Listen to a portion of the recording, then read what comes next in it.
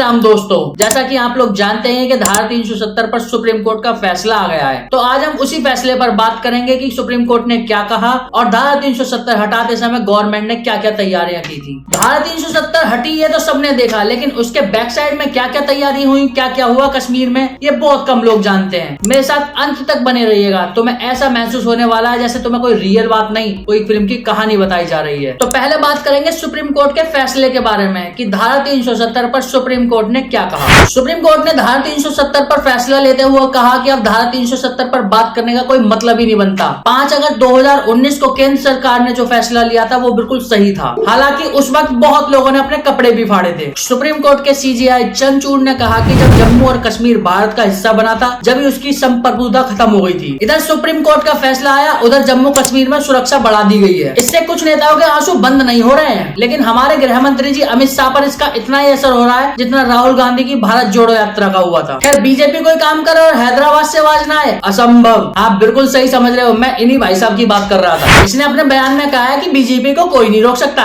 खैर, बात तो सही बोल रहा है। इन भाई साहब का कहना है कि वो दिन दूर नहीं जब चेन्नई, हैदराबाद, मुंबई, कोलकाता को केंद्र शासित प्रदेश बना दिया जाएगा। इसका मुझे एक बात बिल्कुल समझ नहीं आती है कि बीजेपी को सलाह देता है या उसका विरोध करता है। खैर, कौन रोया कौन हंसा, इससे हमें क्या। हम चलते हैं 2019 5 अगस्त को, जिस समय धारा 370 हटाई गई। 5 अगस्त 2019 को धारा 370 हटाई गई, ये सबने देखा, लेकिन उसके बैक साइड में गवर्नमेंट की क्या तैयारी थी वो बहुत कम लोग जानते हैं। तो चलो यार, हम आज उसी के बारे में बात करेंगे। इसे बड़े ध्यान से सुनना, क्योंकि इसे सुनने के बाद तुम्हारे मुंह से बस एक ही बात निकलेगी, वाह मोदी जी, वाह वाह। 5 अगस्त से कुछ दिन पहले 27 जुलाई को केंद्र सरकार द्वारा 10,000 सैनिक जम्मू कश्मीर भेज दिए जाते हैं और फिर 1 अगस्त को 28,000 सैनिक और द्वारा जम्मू कश्मीर भेज दिए जाते हैं। ये सब हो रहा था और जम्मू कश्मीर सिर्फ ये सोच रहा था कि ये हो क्या रहा है। वहीं फारूक अब्दुल्ला मोदी जी से मिलने जाते हैं और बोलते हैं हमसे कौन गलती हो गया है क्या जो आपने इतना सैनिक जम्मू कश्मीर भेज दिया है। 2 अगस्त को न्यूज फैलती है कि पाकिस्तान ने अमरनाथ की यात्रा में माइंस लगा दिए हैं और सब यात्रियों को वापस भेज दिया जाता है। यात्रियों से कहा जाता है कि पाकिस्तान तुम पे हमला कर सकता है और सारे यात्रियों को वापस भेज दिया जाता है। फिर किश्तवाड़ में 43 दिन से चल रही मिसाल यात्रा को रोक दिया जाता है। उधर उमर अब्दुल्ला राज्यपाल से मिलते हैं कि भैया बताओ तो सही हुआ क्या है, कहीं पाकिस्तान में चाटे वाटे लगाने का प्लान तो नहीं है तुम्हारा। और उसी समय रातों रात जम्मू कश्मीर से 6,200 टूरिस्टों को वापस भेज दिया जाता है। उन सबसे कहा जाता है कि तुम लोग रातों रात यहाँ से वापस चले जाओ। उस समय सबको यही लग रहा था कि पापा इंडिया को गुस्सा आ गया और बेटा पाकिस्तान पिटने वाला है। लेकिन उसी बीच हमारी सेना के कुछ स्पोक पर्सन बाहर आते हैं और बोलते हैं 31 जुलाई को पाकिस्तान हमसे थोड़ा फालतू बोल गया था, हमने उसके कुछ लोग लिटा दिए हैं, तो वही वापस करने हैं। और 4 जुलाई को पाकिस्तान से कहा जाता है कि भैया तुम्हारे कुछ लोग हमने निपटा दिए हैं, तो इन्हें वापस लेके जाओ। और इरफान पठान और 100 क्रिकेटरों को भी कहा जाता है कि भैया तुम जम्मू कश्मीर छोड़ के निकल लो तुम भी। उधर सज्जाद लोन, महबूब मुफ्ती और उमर अब्दुल्ला को उनके घर में नजरबंद कर दिया जाता है। इंटरनेट बंद, धारा 144 लग जाती है और 5 अगस्त 2019 को राज्यसभा में प्रस्ताव रख दिया जाता है और धारा 370